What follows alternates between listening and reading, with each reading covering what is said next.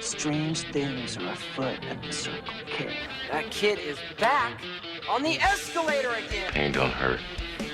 Is my boomstick! Game over, man. Game over. Welcome to the Bargain Bin. He is your host, Ben Mason. And he is your co-host, Sandra Luketic. And today we're talking about 1989's The Burbs. We assume if you're listening to this episode, you've already seen the movie. Sandro? Yeah, buddy. Do you like Tom Hanks? I am a fan. I would say I'm a fan. I don't know if I'm like a huge fan, but he definitely has some good movies. Yeah, right? I think I like his movies more than I like him.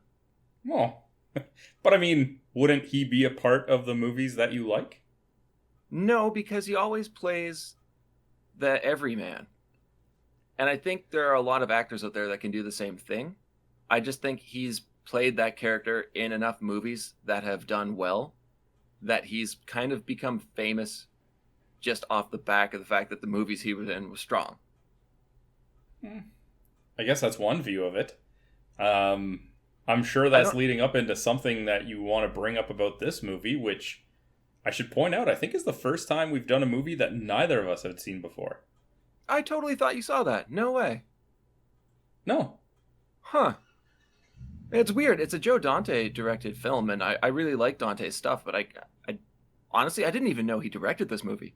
I will say this, last week I said that I'd seen this movie.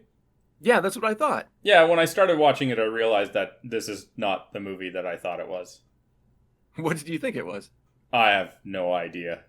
Clearly not it. All right. It's a movie that I think everybody knows about. I remember seeing the VHS case on the shelf at the movie store when I was a kid. Just Hanks in his like house coat and like pajama pants, holding a spatula and a hose. Any idea when this came in his career? Like, had he done any of his bigger movies yet? Or, you know, I'm terrible at this stuff. Let me take a look, because this was what? This was 89. Yeah. When did you do Big? I think Big was around 87. Okay, so he would have been already kind of building a name for himself at this point. I believe so, yeah. Let me just see what I can track down here. List of Tom Hanks performances. Splash, 1984. The Money Pit came out in 86. Dragnet, 87. Big was 1988. Okay, so he has established himself somewhat at this point. Yeah. And yeah, and this year, 1989, was The Burbs and the classic Turner and Hooch. Oof. All right, then. Well, I guess he wasn't really the everyman at this point. Why don't we dive into the movie and see what happens then? All right. Well, you want to start off with the plot, or is there anything you want to pitch in here before I get going? Nah, just go ahead. All right. Well, the movie starts off. It's nighttime on Mayfield Place, a cul-de-sac in the suburbs. Ray Peterson, played by Tom Hanks, goes outside to see what's causing all the noise at the dilapidated neighboring house owned by the Klopeks, the only unkempt house on Mayfield Place. It stands out like a sore thumb. It's wicked set design. It's beautiful. I love it. It really reminds me of something you would see in an episode of Tales from the Crypt. Okay, yeah, I can see that. And you've got the decent like orchestral score, which really works. The lightning and everything, the establishing feeling of this loner house on an otherwise idyllic cul-de-sac. Well, this intro and the music and the atmosphere really makes you think that you're getting into like a horror movie. Yeah. That's what I got. Like, it was such a unnerving, like, oh, this is going to be, and it's not. It's not. This is not what you get from this movie. I know. I was so excited. And it just kind of like petered out as I watched. All right. Well, it sets up obviously some suspicion on these new neighbors that, as we hear later, like nobody's seen yet, and they've taken over like a month ago. Yeah. Next is morning. The worst paperboy ever is delivering papers as a means to introduce us to the neighborhood. Yeah, Tom Hanks tries to hit him with his coffee. Just flings his coffee at him. It's great. And like I was okay. Like we had the horror from the original scene, the opening scene, and then we get right into the comedy. I thought it was a really good balance. But like we meet Ray, like you had said, he throws his coffee at the paperboy. We get Walter, the old man, whose dog Queenie shits on Rumsfeld's lawn. Yep. We get Feld Dog, Corey Feldman, as Ricky, who seemingly has no parents, even though he references them. Yep, and is getting ready to paint, I guess. He's spilling it everywhere. Oh, yeah, all over his stereo, and he's got to point out he's rocking that pure 80s look of a mesh shirt over top of a t-shirt. I love it. With his Batman shirt just sticking out under the very dark red mesh shirt, because that's the style at the time. It's great. I was really happy with the amount that he was in this movie. Like, his screen time, I thought was going to be next to non-existent, kind of like in his other Joe Dante movie, Gremlins. But they used him a lot more in this, and I was very happy about that. Yeah. We then get the Rumsfelds, who are raising the American flag. Very mismatched couple, eh? Yeah, I thought that too. Like, why is she with this guy? He seems so military and I don't know. He's a patriot to the end. Yeah, which is fine. There's nothing wrong with that character, but like, obviously he has the young, attractive wife. They don't really say it or maybe allude to it, but doesn't seem like the brightest. No, she doesn't. Right? And Bruce Dern, as I believe it's Mark Rumsfeld, yes. Rumsfield, is perfect. Oh, he does a great job in this movie. I'd say he's probably my favorite actor and character in the film. I think I have to agree with you. Before we started recording, I mentioned that this movie really relies on sight gags. Okay. And I never really think of Bruce Dern as a physical comedian, but it was his sight gags in this movie that actually made me laugh out loud. Like when he steps on the shit and then like almost like shuffles across the street to yell at Walter. And like the whole time his wife is holding him back, but that's not working at all. No, and you can see like the rage in his face, but it's such a comedic scenario. Mm-hmm. It's perfect. Yeah. This is where we find out that Ray is home on a week-long staycation, taking time off from work. Yeah, and his wife is giving him a hard time, saying that they should go to the lake. Yeah, and just that he should do something home. other than a staycation, and he tries to convince her that like he just needs to be at home, which I guess we should point out that the wife is Carrie Fisher. Carrie Fisher, yeah. Somebody else who, like Tom Hanks, could be played by anybody else, I believe. Mm-hmm. Yeah. But she's arguing that staying at the house is going to stress Ray out more than he already is. Because she already saw him looking out the window in the morning. And yeah. Well, she has such a hard time with him enjoying looking out the window and watching Rumsfeld freak out about stepping in dog shit. Like, that's probably one of the funniest things you're going to see in the morning. What are you freaking out about? Like, he was even laughing at it, too. Like, he's enjoying himself. Yeah, and she's like, oh, you need to relax. She sees him at the window laughing, but says, oh, you need to relax, because it's a real problem that he's enjoying himself? Yeah, I don't know. They bicker back and forth throughout the majority of the film. Needlessly, I would say. Yep. And then we meet what is probably my least favorite character in this movie. Oh, really? Art Weingartner? Yeah, he's so annoying. I loved his introduction. He comes onto screen camouflaged by a stick. Just a stick hanging on the barrel of the gun. Not that he's holding it. It's just hanging on the gun. And this guy's just shooting wildly at a crow. Trying to scare it away from his wife's bird feeder. Yeah.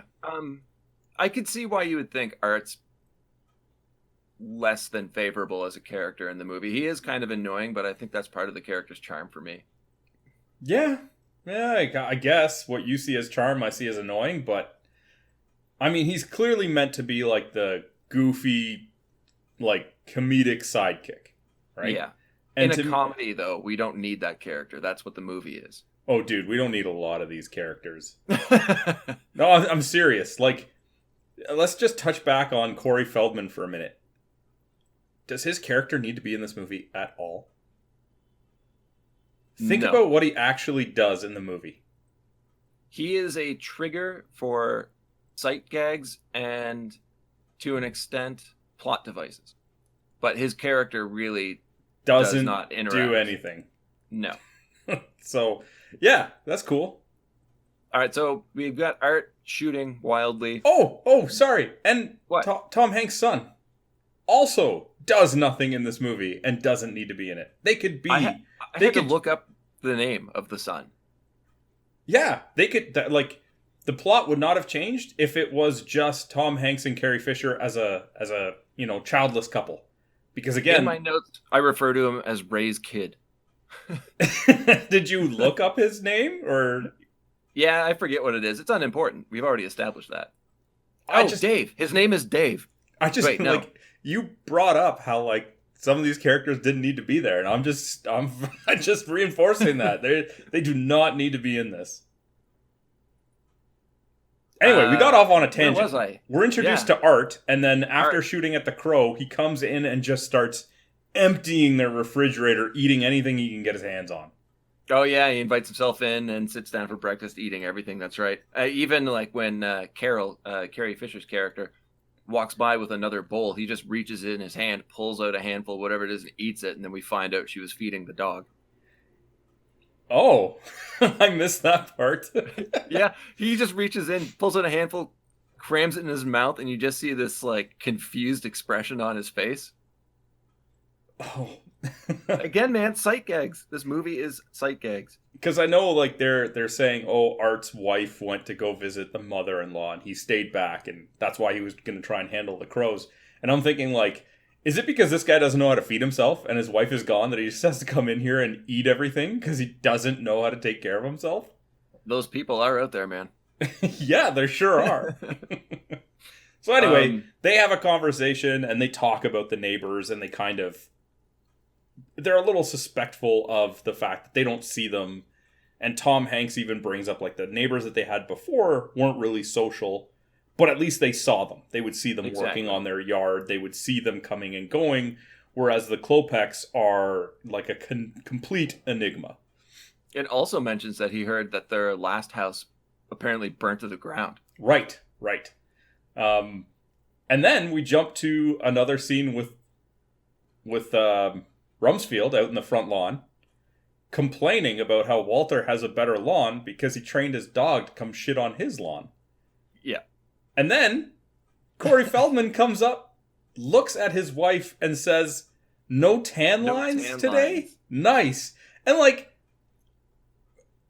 I just found it Mark Rumfield, who is supposed to be this military man, his reaction to that is oh, that kid's a meatball.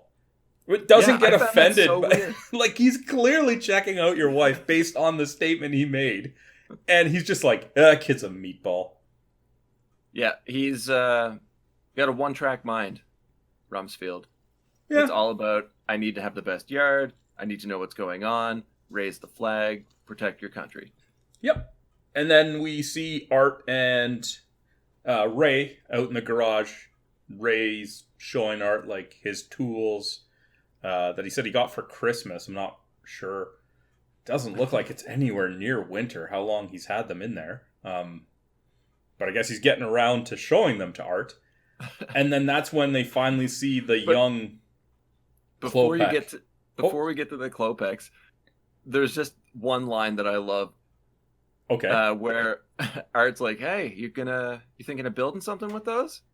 And Ray just goes, yeah, I was thinking about it. Completely not a handyman whatsoever. Does not get his hands dirty. Art has no idea what he's talking about either. They're just trying to be manly men and failing miserably.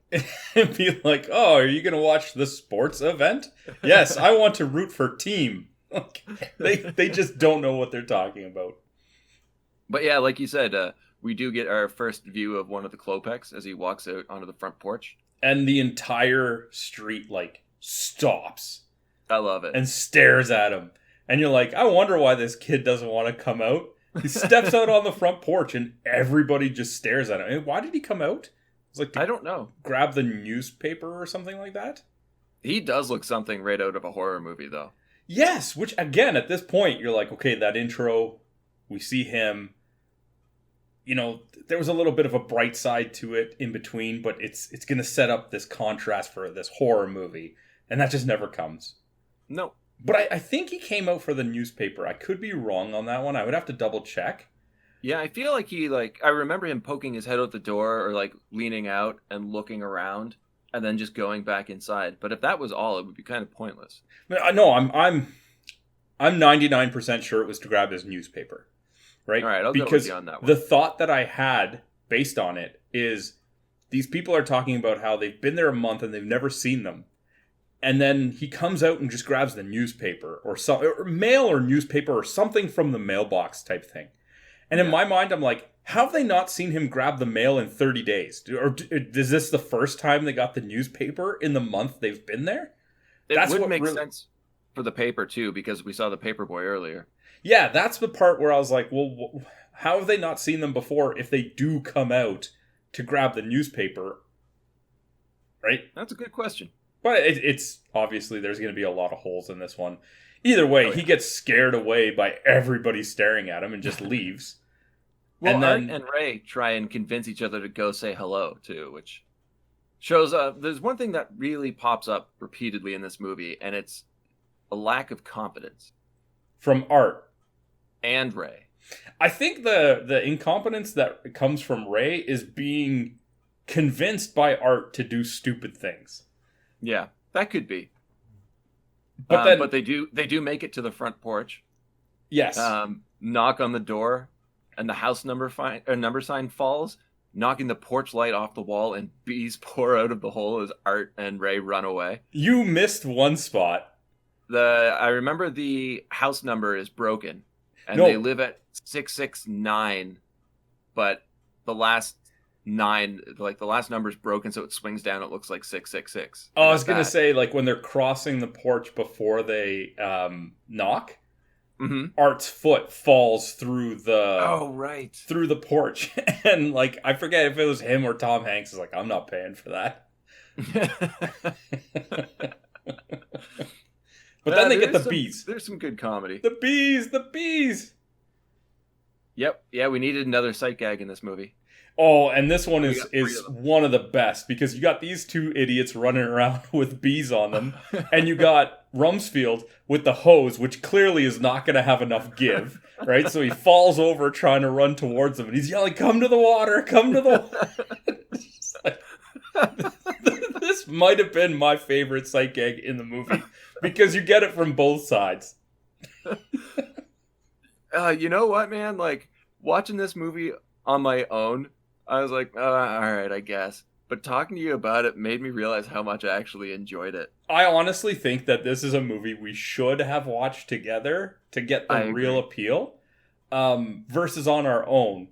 But, yeah, this was their very successful attempt to go introduce themselves. Fall through the porch, get attacked by bees, and then run across the street like idiots where Rumfield falls down to spray them with the hose. Oh, God. I'm actually slightly crying. Yeah, well, I mean, hey, if you can't enjoy the movie when you're watching it, you might as well enjoy it after. Exactly. And then, we also have that one, like, lingering sight gag.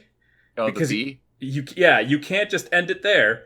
You have to have, like, a moment of tension where they all look at the house and contemplate their actions just to pan to Art spitting out one bee that got into his mouth. One last bee. Next I have it's nighttime. Ray goes out for a cigar and meets Art and Ricky, who is, of course, Feldman.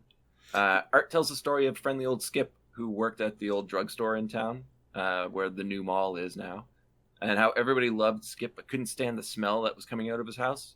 And it turns out that Skip had killed his family and left them in the basement of the house while he went back to work serving like soda pop or ice cream or something. I forget. I think it was ice cream, making ice cream. With his paper hat. Yeah. Ray chimes in to add to the story to scare Ricky, but Ricky actually jumps in at the end and ends up scaring Ray, which I thought was hilarious. Yeah. Like Ray trying to be the big man, get in on the joke, and is scared by a child. Yeah. Although, how old is Ricky supposed to be? That's a good question. Because... What do you think? I'm going to look up how old Feldman was at the time. But, like, you see him in this scene with them, and he's hanging out with these two adults.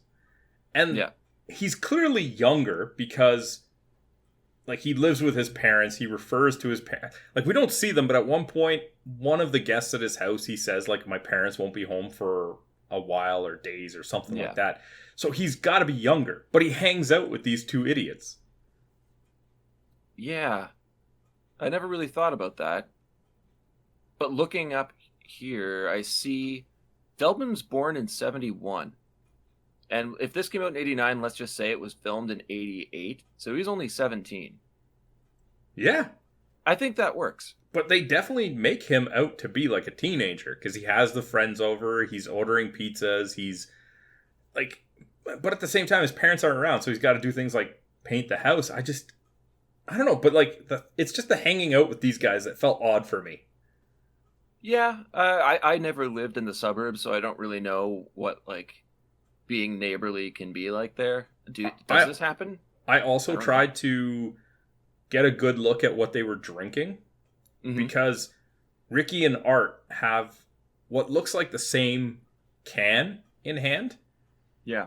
But I couldn't make out, like, because I was trying to see, like, is this a beer or is it a pop? I thought it was beer. I assumed it was beer, but I was trying to get a look, right? Because, you don't know, they could be drinking pop. But, like, they clearly have the same can in their hands. So they also, drink beer with this teenager? I guess. Where in the States, the drinking age is even higher than it is here in Canada? Honestly, the way that Feldman plays the Ricky character, I feel like it's something that Ricky would have gone out and found somehow while his parents were gone. He would just be drinking at home and probably gave one to Art. Yeah, I just think that the Ricky character could have been older and it wouldn't have made a difference. And maybe would have made a little bit more sense that he's spending time with them. I don't know. That's just me. It could be. I don't know. I think it still works, though. All right, I'm getting caught up on a pointless fact here. Let's just move forward, okay? Well, we stay on topic with Ricky, and this is one thing that happens a couple of times in the movie that I really enjoy. Ricky and his girlfriend set up chairs on his porch to watch what's about to go down on Mayfield Place. Yes. And he says this is better than anything that you're going to see on TV. And she's like, oh, couldn't we go to the movies or watch TV or something? And he says, this is better than anything you're going to see. And it was, why were they? Because were they already planning something and he knew? Or was this just one of the ones where he's like, something random is going to happen?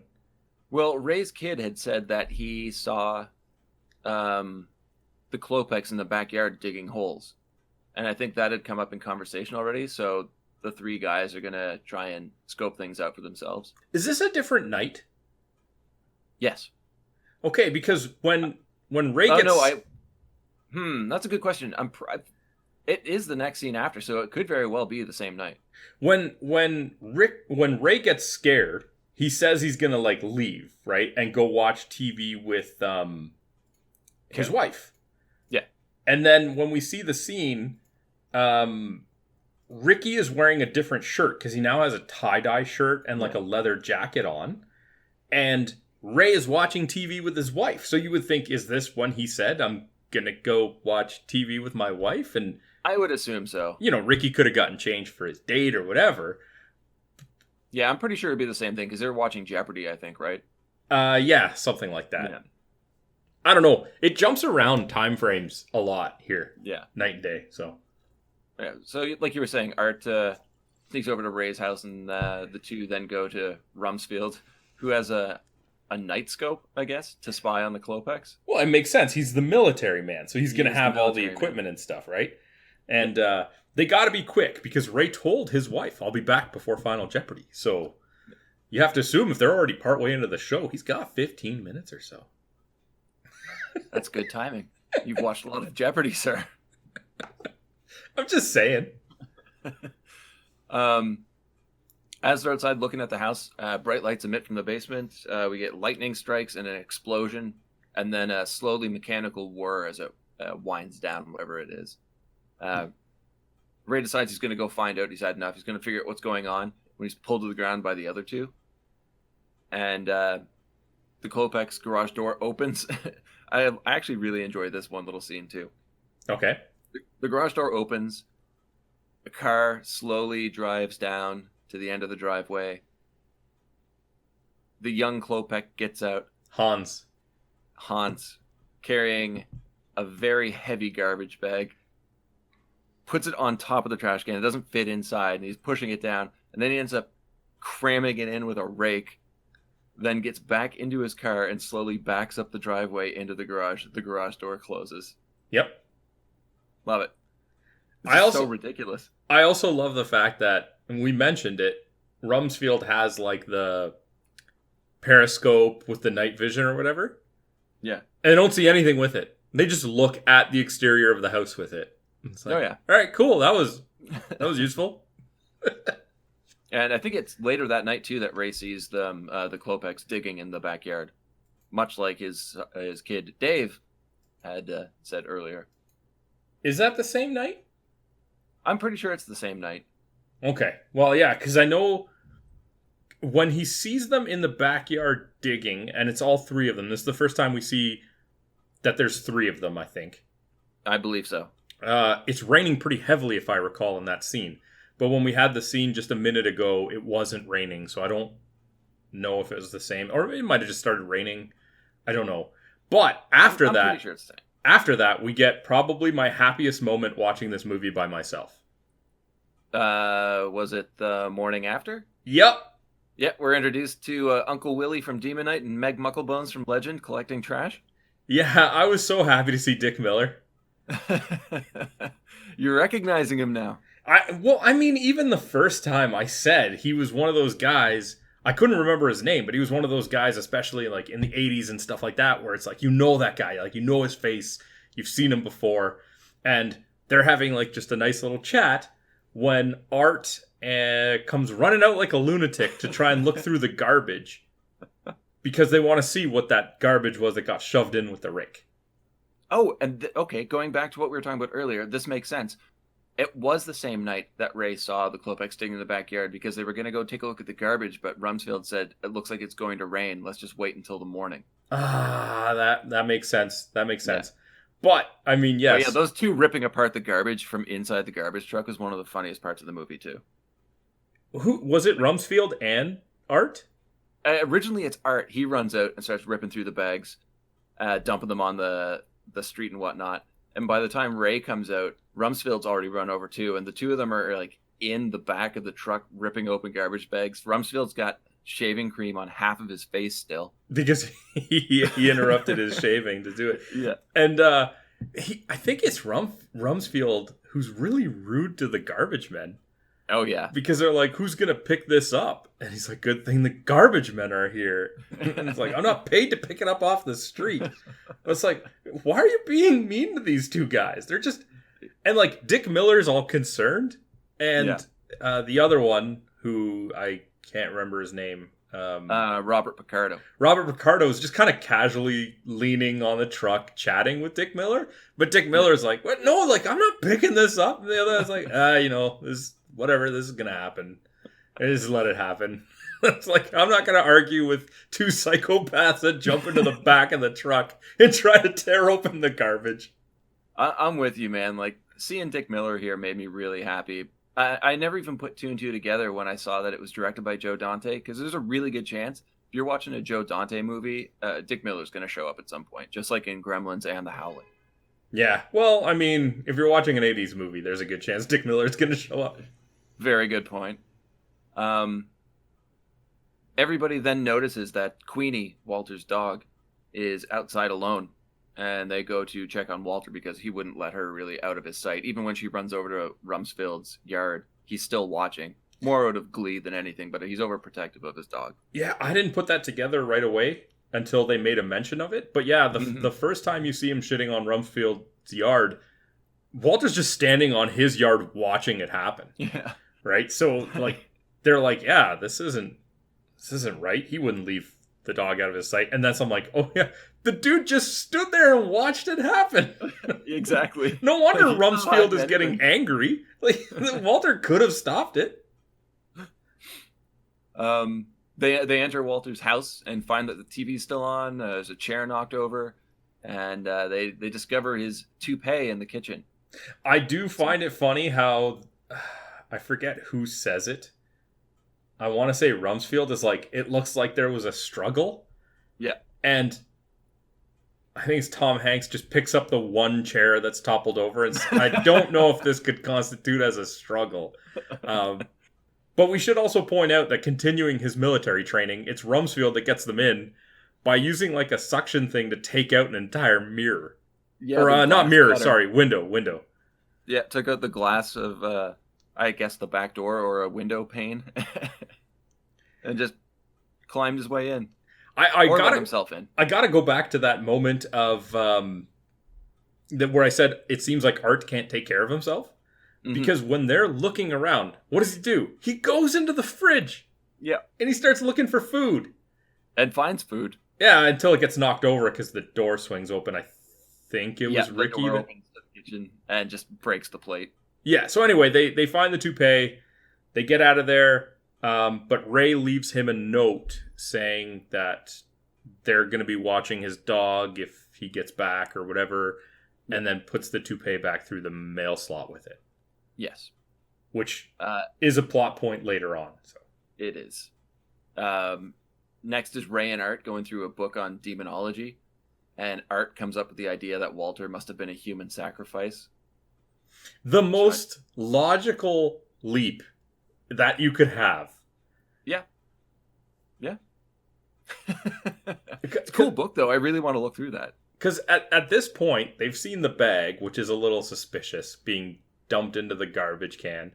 And they've seen the Rumsfelds, or not the Rumsfelds, the Kopecks digging in the backyard. Yeah, and now Walter's gone. So, like, it might be a stretch that they murdered Walter. But of those actions, what would lead to demonic... they could have just killed him, you know. It didn't have to be a sacrifice. They don't have to be demonic. They could just be serial killers. They could be. One thing we're treated to next, I really don't think the film needed. I just want to point out, sorry, real quick, I just want to point out, sure. This is where I keep referring to Art leading Ray down these stupid paths. That's a good point. Whenever Ray does something stupid, Art is right there. Well, yeah, because even when they're looking through the book, Ray is kind of like, he's still resistant to that idea, and he's not really listening to these, like, he's trying not to, but Art is just so persistent and just keeps driving these points into his head, like, oh, this is what it is, and for some reason, Ray keeps listening to this guy. But I guess the human sacrifice thing really stuck with Ray. I mean, that night when he, as he's falling asleep, he ends up catching a few different horror movie clips on TV. Do you notice those? I noticed there was horror movie clips. I was more focused on the fact that at this point he's given Carol the demonic book. Yep. Almost like he is sort of believing it, but he wants an opinion from not a psychopath. Yeah, definitely. I got the feeling of like, hey, here, you look at this, tell me what you think. Yeah, like he's looking for reassurance that he wants to believe that this is crazy, and he wants somebody to tell him, like, yeah, this is crazy. But yeah, well, Carol is also Ray's spine, basically. Yes, but then you're right. There are the horror movies. Is there a specific reference, or are they real horror movies, or is this something that was just made for the movie? No, they're real movies. There's 3. I had known 2 of them, and I only remember 1 right now. I don't remember the first one. The second one was from Texas Chainsaw Massacre 2, I believe, and I forget the third. But with the TCM2 reference on the TV, we then get the reference with the chainsaw in his following nightmare that he has. I really don't like this dream sequence, this nightmare sequence he has. I think one of the movies was The Exorcist, now that I think about it. Yes, it was. You're right. I don't know what the sacrifice scene was, because I remember that being on the TV. It's probably like the Devils or something along that line. Yeah, I don't know. I'm very blurry on that memory, but it does lead to his dream sequence, which, like most movies, starts off not as a dream sequence. Like, it just shows him in bed. Waking up. Carol's not there, and he's like, oh, let's go investigate. And, we don't know it's a dream yet. No. I don't know. It's just, it was way too over the top. I get it. It's comedy, but whatever. I don't think we really needed it. I mean, they had a good way of making you realize that it was pretty insane, because Oh yeah. it's The all human normal. barbecue. He's going down the stairs, and then just out of nowhere, a chainsaw in front of him just cuts through the wall. And I don't know if it's symbolic at all, but it cuts the picture right between where he is and where his wife and son are in half. Oh, I missed that. Yeah.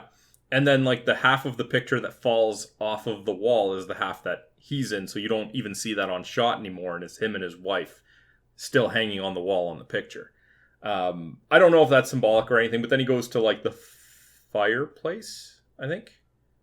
And when he's standing in front of it, like, it's kind of, like, foggy and lit, like, by his feet there. Yeah, definite fog machine. Yeah, and then it shows his wife on, like, a balcony or something, and he's on a giant grill. Yeah, they haul him onto the barbecue and tie him in place. Is that because he told his wife he'd fix the barbecue earlier, or? I have no idea. Like I said, this is a throwaway scene, man. I mean, sure. It's like, it's a pretty entertaining scene. You get Walter with an axe in his head, and the dog with a little axe in her head, and they're in a garbage can, which, here we go, another reason to get Dick Miller on shot, shows up to collect the garbage or whatever. Yeah. And then what happens? I don't remember. Oh, Art shows up dressed up as the ice cream man. Oh yeah, Skip. And he says something like he's in disguise or something like that or whatever. See what I'm saying, man? It's a throwaway. Yeah. Yeah, and then I think it's Ruben Kopech shows up with, like, the weapon, like he's going to stab Ray, but at this point I don't even know if Ray's seen his face yet. No, he has not. I think he's just seen his, like, figure digging in the backyard. He's only seen Hans so far. But yeah, it's a pretty throwaway scene. And then he's just in bed the next morning. Knights and Nerds is not just an actual play D&D podcast with an original campaign being played by a group of friends who tolerate each other. It's also a podcast where I, the Dungeon Master, talk about how I'm adapting to the choices the players make, as well as revealing to you, the audience, the complex story and deadly twists that I have in store for my players. Find us on iTunes, Google Play, Stitcher, Spotify, or at knightsandnerds.com. It's like, all right, cool. What was the point of that? Exactly, it's a throwaway. I think it would have worked a lot better to remove that scene, because before that you've got Ray and Art going through the book talking about, and Art claiming that the neighbors killed Walter. Yeah. Then the next scene, if you remove the dream sequence, is Ray laying in bed watching Mr. Rogers. Obviously a great use of the song Won't You Be My Neighbor. But also kind of fun that Tom Hanks went on to play Fred Rogers. Yeah, I guess. I don't think he planned that in advance 30 years prior. Oh, definitely. But then he goes, and he drinks some orange juice outside on the balcony in, like, a very Can Ray come out and play scene where Art and Mark Rumsfeld come running up, and Carol's like, go away, and, like, leads him back inside. So dejected. Yeah, it's just like, can he come out and play? Hands in pockets, looking at the ground, just like kicking it with his foot. Yeah. Like, these two are just big children. It's great. And, like, they just don't know how to function without Ray, apparently. No, not at all. It's like the boys club. Yep. And then, I can't remember what happens next. You're the one who has the plot. Help me out here. I've taken over quite a few times, but no, I have Ray and Art are arguing in the backyard over the Klopeks, suspecting them because I believe, what was it? Art and had that happened? Where Art and Rumsfeld had gone over and left a note. Oh, that happens now. Like, that's the next thing that happens. Okay, because Art realizes Ray's dog is chewing on a femur. I don't think that happened yet. Yeah, that's what I have next anyway. So I'm thinking I might have skipped over that scene where they try and go over. I think that right after they are dejected and Ray doesn't go, it goes to them leaving the note and ringing on the doorbell and then running away. That's exactly it. Because what I do remember is that when they do get to the scene with the dog who digs up the femur, Ray gets pissed off that Art told him he left a note because Ray's like, they're going to think that it was me. Yeah. Because Art's an idiot. Yes, he is. As a result, they have a bit of a neighborhood meeting. And Carol says that they should all just go over and welcome the Klopeks, introducing themselves like they should have in the first place. Minus Art. They make it very, very clear that Art is not to join them. Yeah. Because he's just going to ruin it. This is my biggest laugh of the movie. Okay. And it is a sight gag. Okay. They approach the house and Carol knocks on the door, introduces herself through the window. Hans, the youngest Klopek, answers and everyone takes a step forward. And this is where Rumsfeld's foot goes through the floorboard and he tries to catch himself but drives his other foot through the floorboards and falls, smashing a plate of brownies that he had brought. This just doesn't seem like Bruce Dern. Not at all, but it's so funny. He nails it. He really does. Yeah. It looks like he's actually trying to stop himself from falling, but he commits to it so hard, and it ends up he's just sitting on the porch at that point. The thing is, he walks across the street holding the brownie tray above his head. Yeah. For some reason, it's who carries a plate like that? Just hold it. And then he falls down. Just so good. It's the second hole in the floorboards that got me. The first I was like, we've been here, it's pretty funny. And then when he tries to steady himself and just kicks a hole through the other floorboards. Yep. And it just scrapes everything back together on the broken plate. He's like, here you go, Sonny. Something for the sweet tooth. It's just broken glass and brownies. Oh, man. And then you have this scene inside the house where Hans just looks like this maniac. And you're like, yep. I just watched this scene where Bruce Dern fell through the floor. What are they going to do next? Oh, they're going to look around the house and get in this kid's face. And almost like Rumsfeld is almost interrogating him, getting in his face.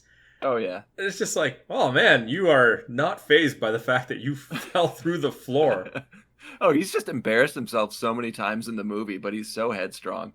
Yeah, and he backs up Hans to the point that he knocks a picture off the table. Yeah. And Rumsfeld's like, oh, it's a pretty girl. Do you know her, or is she relative? Relative? And he's just like, oh, it came in the frame. It's that's such a classic. It's such a classic gag. It came with the frame or it came with the wallet. But it works. It's a beautiful old house, though, man. Yes. And then after that, I really hope that wasn't a set. I hope that was a real house, because that's my dream home. That old mansion, not mansion, but a massive house, but that old wood exposed. Awesome. In the same level of disrepair. Yeah, want definitely. People falling through the porch when they come visit you. It's a fixer-upper.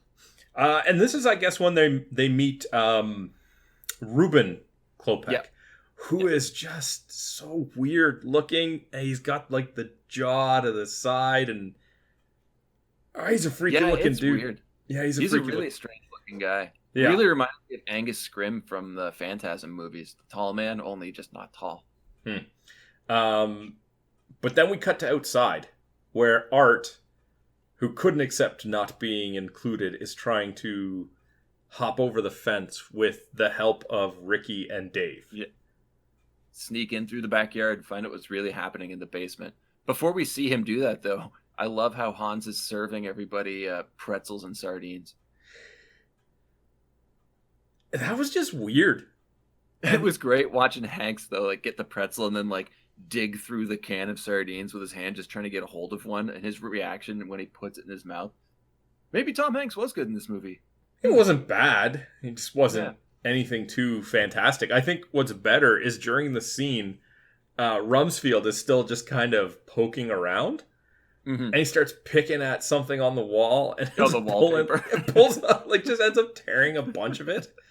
And then he's like looking at the piping that looks like the ductwork that's like coming out of the basement that looks like new, and he's just kind of doing his own bumbling thing in the background while Tom Hanks is eating a sardine with a pretzel.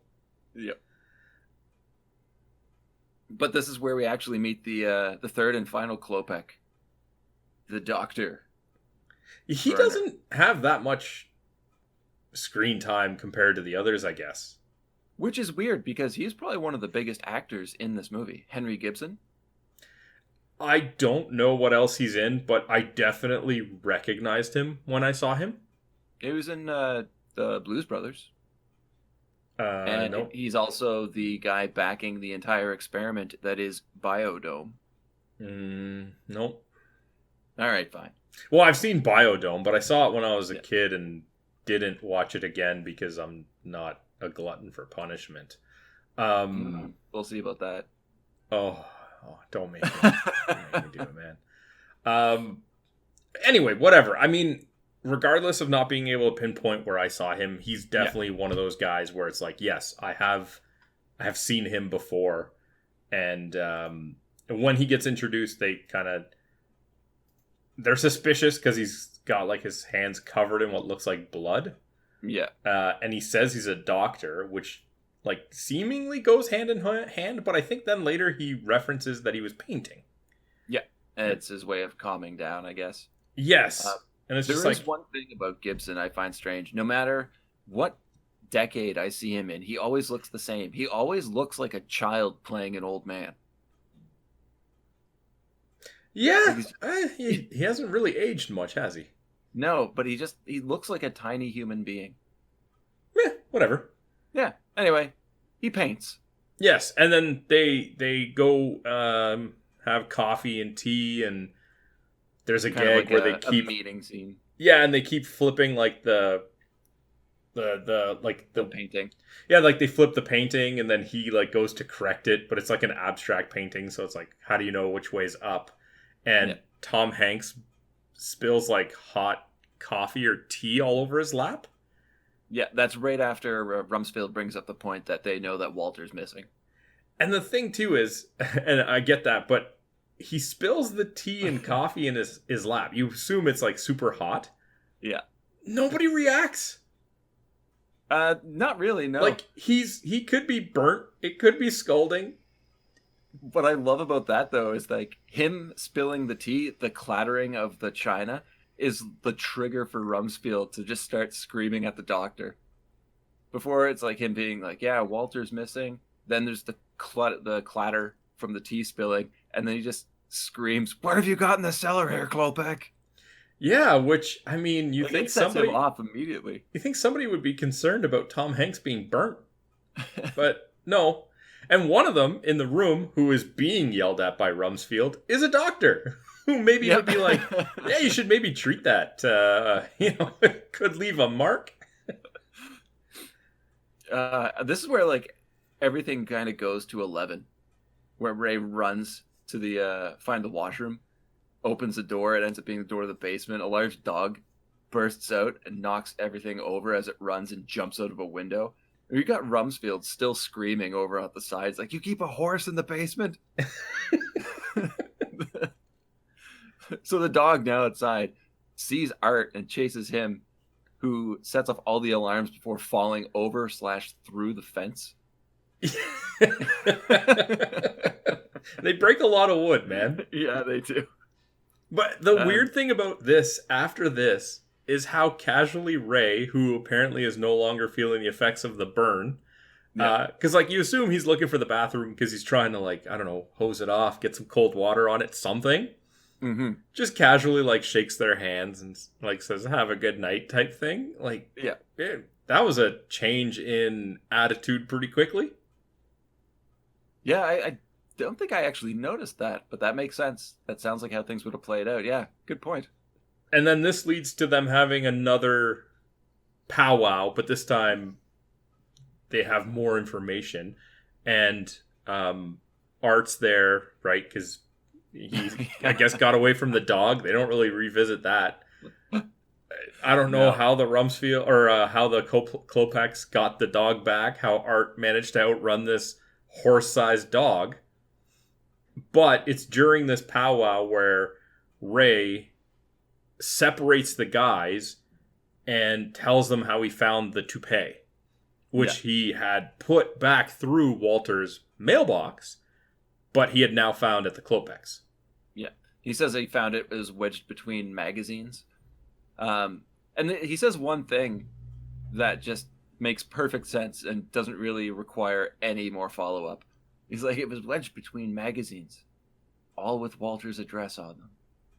Like, well, yeah, they're obviously getting his mail. Oh, I didn't even put that together. Do they? Nobody does. Do they show him? Because when I watched I didn't remember seeing him find the toupee.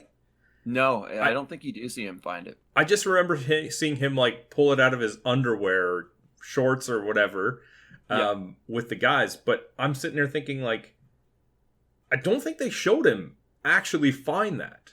No, but we're led to believe it happens right after the dog like busts out of the basement. It would make sense because everybody's distracted looking elsewhere. He was left in the house initially, and he kind of, like, when they're all on the porch, like, looking in the direction of the way the dog went, Ray kind of comes up a little bit after everybody. Yeah. So it makes sense that that's when he would find it. But yeah, now that they're just obviously getting his mail, man. Which I didn't even think about that at the time, but later on they do say, like, we were bringing in his mail.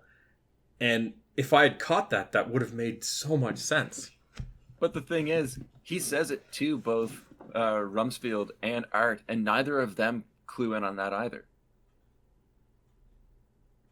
I mean, they're not that bright. No. But this is where Ray finally takes a stand and says he's going over the fence as soon as the Klopeks leave in the morning. Which I believe, did they tell him the night before that they were going, I think it was to the school? Yeah, I believe so. It is stated they were going somewhere. I forget where. I thought it was like the school, like the university or college or something, because that's where the dog... That sounds about right. Yeah, but either way, they leave conveniently, taking even the dog with them. Yeah. And Carol and the kid leave too. Yes, because they... Where are they going? I think they were just going for a visit. Yeah, they were going for a visit somewhere where Ray can, like, convince them, like, yeah, you should go take like a day and go visit someone. Yeah. The visit will do you good. Yeah, it's irrelevant. But that's when the boys put their plan into action. Yes. The genius plan that these guys are clearly capable of, as they've shown in this movie. And then we get a throwback to one of the scenes I said I liked before. This time we got Feldog. Ricky is on the phone calling his friends, telling people to come watch the show. Because he knows it's going down. Yeah, and he invites, like, a ton of them. And he even, like, they're all there, and the one guy's, I don't know how far ahead it is, because I think they cut back to Feldman or Ricky multiple times. Yeah.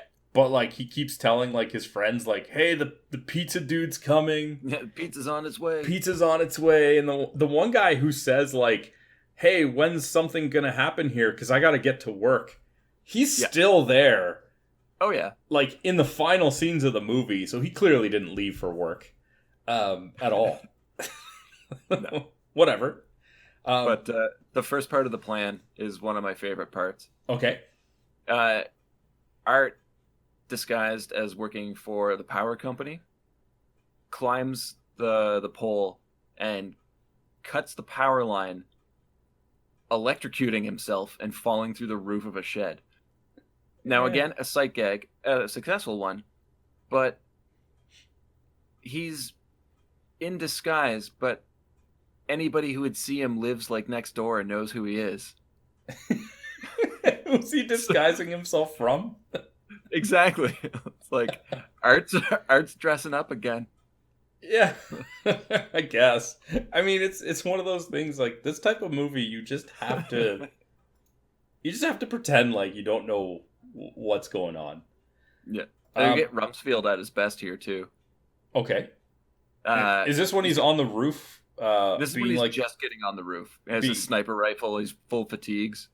Yeah, because like they say he's going to be the lookout, and Ricky sees him on the roof, and it's just like, why do you have a gun? Why not?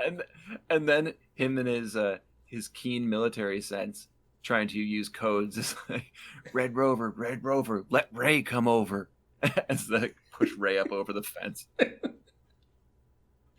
It doesn't make sense. It's just so terrible. Funny because like Rumsfeld is trying to be like the lookout, and he's clearly not hidden because Ricky and all his friends can see him and are talking to him. So it's like he's in dark green and black camouflage fatigues on top of like a gray roof. Yeah, it's like if the making himself more visible. If the Klopex came back right now, right? Because I think it's nighttime when they come back. But if they came back right now during the day, they would see a dude on his roof with a gun and like a telescope pointed at their house. It's like, you're not hidden, man. They're gonna see you coming. Oh, Bruce Dern is so good. But yes, the two idiots do manage to get into the house by... Well, they've been digging in the back first. Oh, right. Yeah, digging numerous holes. Well, really just Ray. But it's because Art's been electrocuted. Yes, because they wanted to see if they could find what they buried in the backyard. Yeah, and they decided to give up and try and get into the basement by breaking into the house. Art tries to get a credit card out of his wallet, but they're all melted because he was just electrocuted. Yes. Yeah. Anyway, the thing is, Ray does it. Real quick, though, when they're digging in the backyard, why wouldn't they have found something? Like, these Klopex have been seen digging in the backyard multiple times. Oh, I know exactly why. Okay. And this goes to the very end of the movie. Oh, okay. All right. I'll leave it. All right. Before we see them in the basement, though, we do see Bruce Dern on the roof with his setup, having a tea and animal crackers. Animal crackers. This big military man with his animal crackers. We're coming up to another favorite Rumsfeld moment, but it's when it's after right here where Ray and Art have made it into the basement and find the massive furnace hooked up to multiple batteries. That's just when they turn it on, just shooting out flames. Yeah, which doesn't seem like it's a good, well done mechanically. Like, even if you do need a powerful furnace, it should probably stay in the furnace. I love Ray being like, "This is no normal furnace." Like, yeah, very, very good. Yeah, it's not. Well done. But then it cuts to Rumsfeld on the roof again, and his sniper rifle has started to slide down the roof, and he goes to get it, and I forget what he knocks the scope or like a knife off the edge, and that falls off the roof, and he gets his rifle, rescues it. As he's standing up, Feldman calls out to him, startles him. He slips, falls, and just rolls off of the eaves, like down from one drop of the roof onto another, off the edge, onto the ground, and shoots a window out of a car on impact. Yeah, it's one of those great ones, because he doesn't just fall off the roof. Like, he hits the different levels as he goes. It's hard. And he hits hard, man. Like, it looks great. It so does. Many sight gags, but with Bruce Dern, the sight gags are phenomenal. I really didn't expect it from him. And no, me neither. Even like going into the movie, regardless of the actor, I'm not expecting like the hardened military guy to be the one that's giving you the sight gags. Yeah, no, not at all. But it works done so well. That's a great misdirect. It's unfortunate that then we have to cut back to Ray and Art in the basement because they're not nearly as entertaining. No. But Ray starts to dig in the basement because, I don't know. Yeah, they think they burned Walter in the furnace and buried him in the earthen floor of the basement. Which, I mean, maybe. Why would you bury it in your floor then? That doesn't seem very smart. Yeah, I don't know. John Wayne Gacy buried people under a crawl space under his house. I don't know. I mean, if you want to get caught, sure. Yeah, we all know he got caught. So yeah, good point. Then we see the Klopeks coming back. Yeah. They spot the light coming from their basement. Mm-hmm. So they turn off the headlights to their car. Somehow, well, I mean, I guess we know why Rumsfeld didn't see them. He had fallen off a roof. And they start backing away because, as we see in a later scene, they come back with police. Yeah. Then Feldman runs over to find Art and shows him that a car had pulled up and Walter's slowly getting out of it. Right, because Art left... Right. Art left Ray in the basement digging because even he was like, Ray's kind of losing it at this point. Yeah. So Ray's still digging in the basement and can't hear Rumsfeld warning him on the walkie because he's starting to cover it up with the dirt that he's been digging out of the hole. Mm-hmm. And this is where the Klopeks return as well, with the police in tow. Yeah, and don't they tell Ricky to like distract him so Art can go back in and warn Ray that they got to get out of there. And Ray, who is now the biggest moron he's been at any point in this movie, is like hitting piping under the ground and thinks he's found something. Yeah, he's probably about 6 feet into the earth at this point. Man, he dug that fast. Yeah. And then what? Like punctures a gas pipe or something like that? Yeah, it hits the gas line. Yeah, which ends up causing the house to explode. Yeah, Art runs out of the house right before it explodes.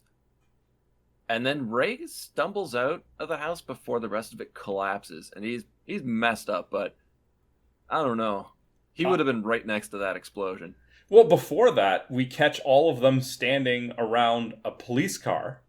Yeah. Where like the giant fixture from the top of the roof impales itself into the roof of the cop car. And like nobody even flinches or moves. They're just like, oh, okay. I think you'd have a bigger reaction to it. No? Yeah, definitely. Well, either way, Ray comes out. I also thought he would have died in the explosion too. So obviously, there's some suspension of disbelief. Oh man, if you go back and look at the scene, right? Like his clothes are burnt and tattered, and his legs under it are fine. Oh yeah, right? Like they got like soot on his face and his eye is closed. But if you look at like his skin under where the holes in like the pants are, it's fine. Yep, he's a tough guy. That Ray Peterson. Yeah. He totally shouldn't be dead. At this point, I think Carol is seen coming back. Yeah, Carol's come back. The street is obviously filling up with people who want to see what caused the giant explosion to go off. Yeah. Emergency vehicles, workers everywhere on site. Rumsfeld tells Reuben, I think, that they got like a lawsuit on their hands or something. Like, how delusional are you that you think that they are the ones who are in trouble here? I kind of like put everything into one paragraph of notes here because there's certain things I admitted I didn't feel like they needed to be talked about. If you want to bring them up, you can. But Sure. Just go ahead. I just have Ray's bandaged up and everyone's being given the 3rd degree by like police, firefighters, everything. And this is where Ray has a meltdown, talking about how they, suburbanites in general, are the actual lunatics, not the Klopeks. And after his breakdown, just like stumbles in and crawls into an ambulance face down on a stretcher. He doesn't just fall in. Like, he grabs the stretcher, which is not in the ambulance, and like throws it in there. So that he can flop on top of it. And he's just like, I'm done with this. Like, I'm out of here. Yeah. And this is where like the police officer tells, I think, Art that Walter had like a stroke or a heart attack or something. Heart palpitations. Yeah, and his sister took him to the hospital, and that's why he was gone. Yeah. And it just feels like, oh, yeah, this was all in our heads and whatever. Then the doctor enters the ambulance and closes the door behind him. I gotta say, I didn't like this. I didn't like this either.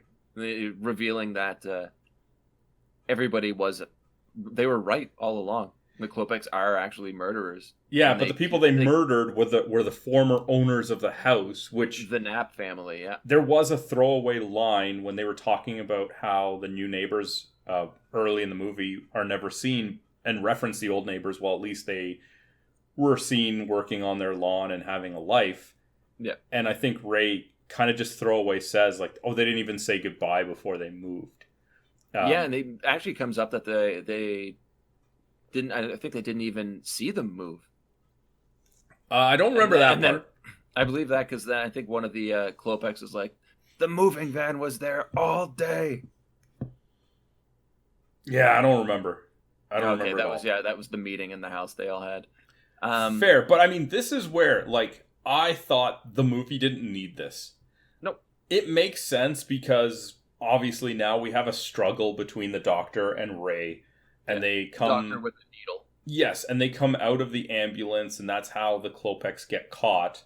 And this is how Ray avoids, I guess, jail time for blowing up the house. But I love how here, at the fight in there, in the ambulance, Hans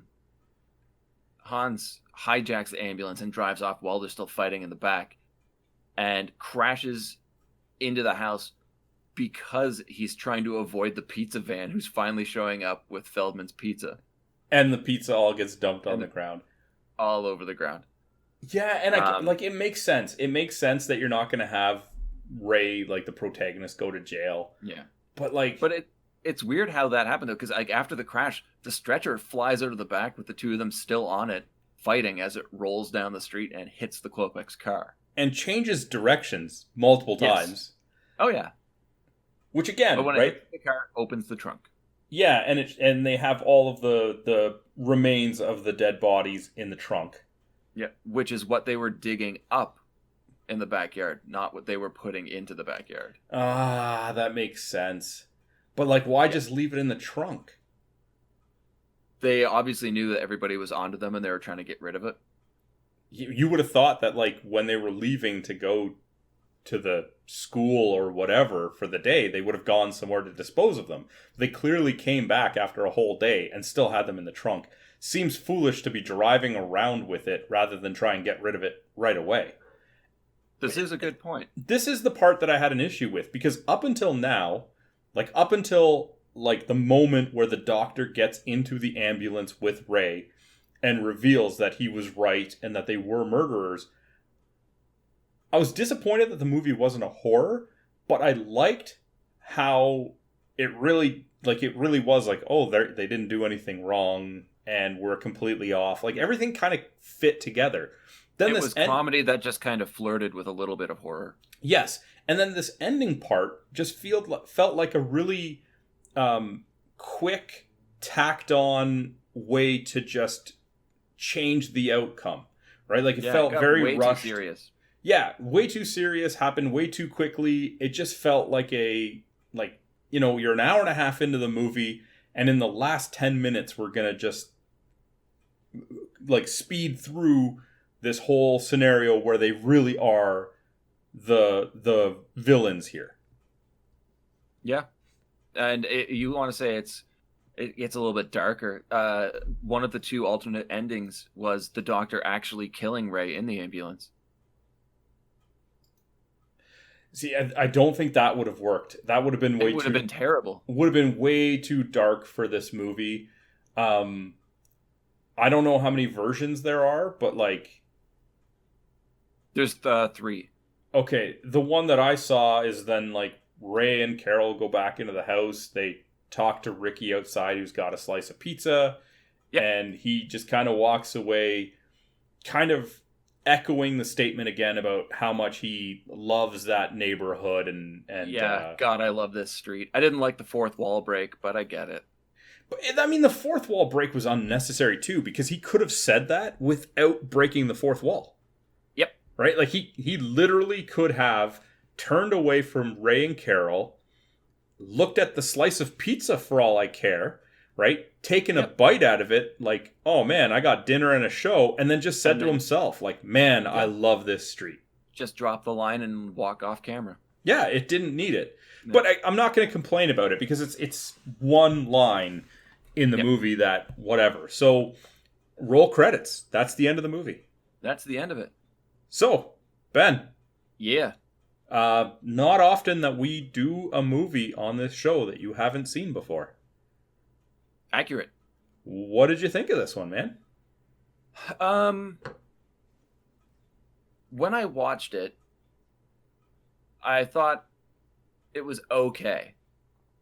I liked the quirky cast of characters.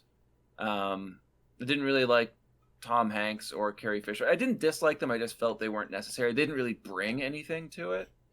Yeah, I was pretty neutral on them as well. Yeah. Set design and setting was awesome. Like I said before, I love movies that are set in the suburbs. I really enjoyed the idea of the community banding together to solve a mystery. And I said earlier, too, it really did feel like a Tales from the Crypt episode, but for the whole family. I don't really get the cult status that it holds. And maybe that's because I didn't grow up with it. I only saw it recently. Humor's all right. There was a lot of reliance on sight gags, which I didn't expect. And I think they worked really well, as already said, with Bruce Dern. I have a note here saying, good acting, good directing, a fun story. Classic Dante. It was good, but felt like there was something missing. I'm not entirely sure what that would be. I think it might have been the ending was just so out of place it didn't mesh for me. But it was an enjoyable movie. I actually liked it more now, having discussed it with you. And I think it would actually be a really, really good double feature with Gremlins, another Joe Dante movie. Okay. All right. What do you think?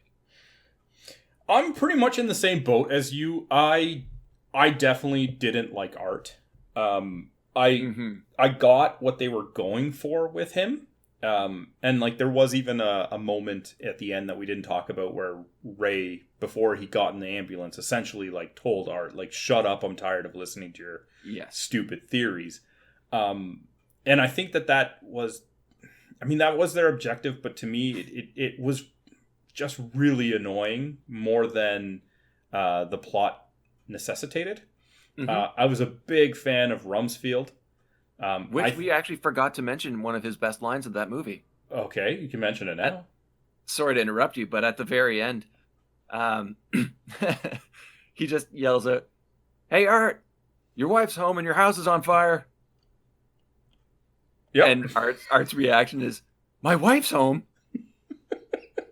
Don't worry about the fire. I think he carried it. I think he was absolutely the best part. Yes. I'm like I said, I didn't like Art. I loved Rumsfeld.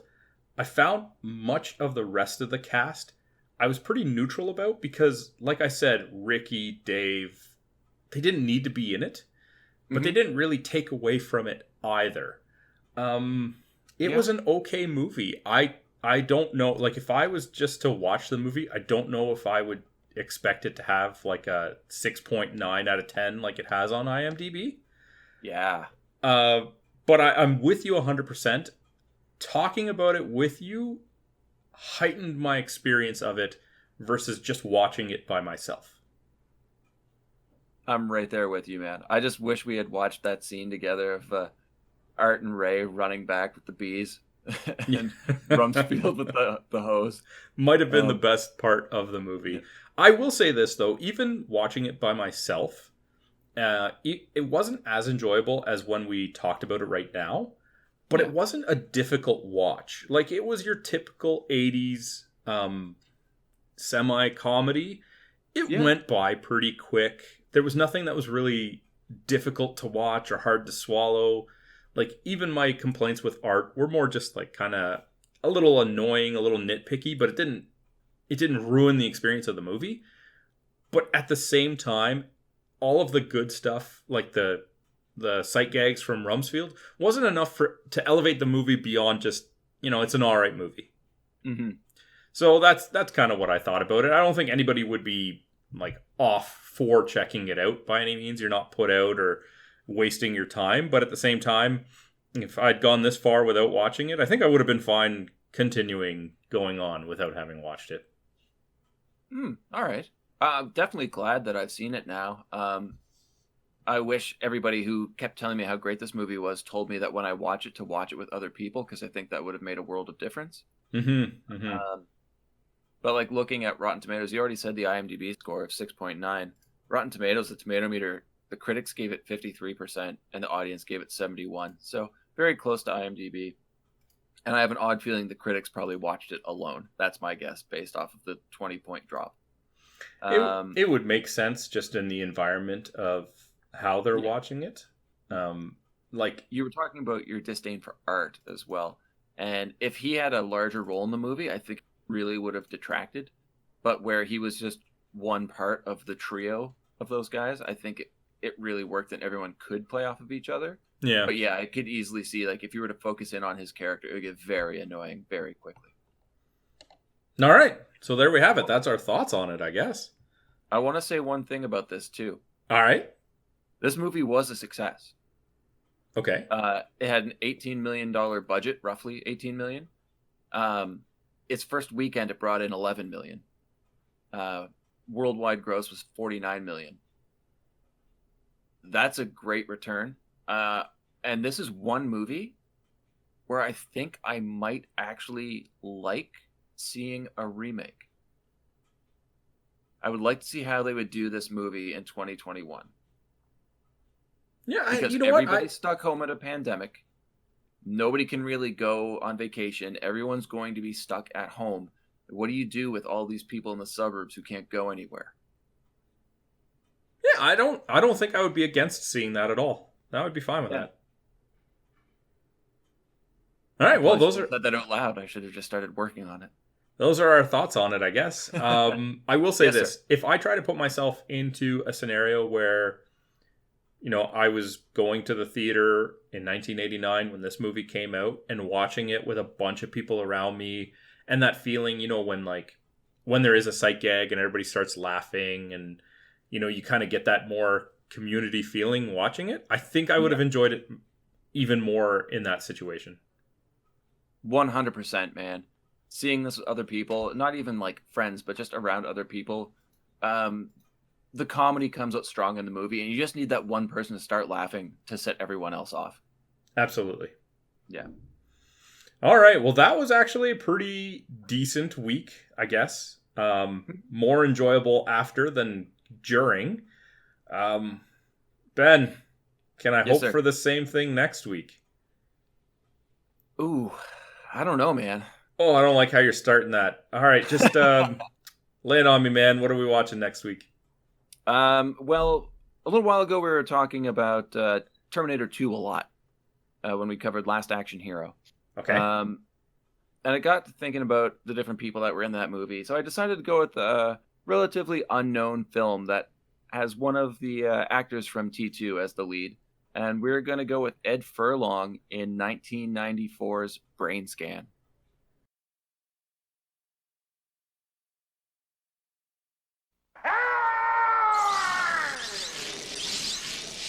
Now that I have your attention, please allow me to introduce myself.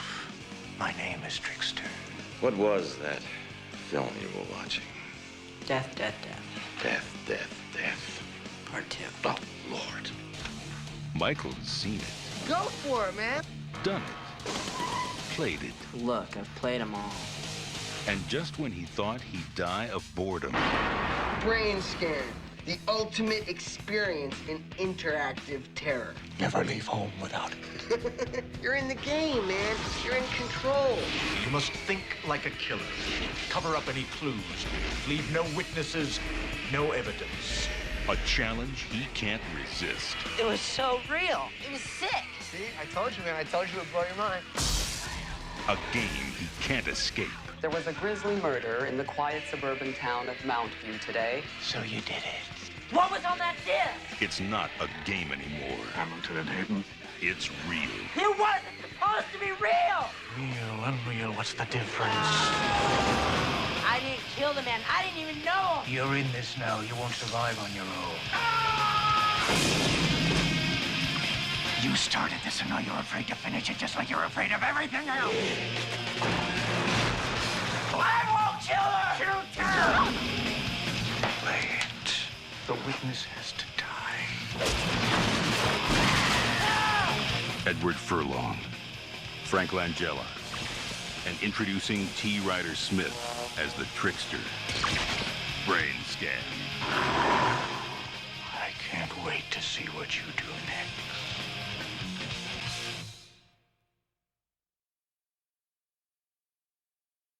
All right, until next week, have a good one. All the best, guys.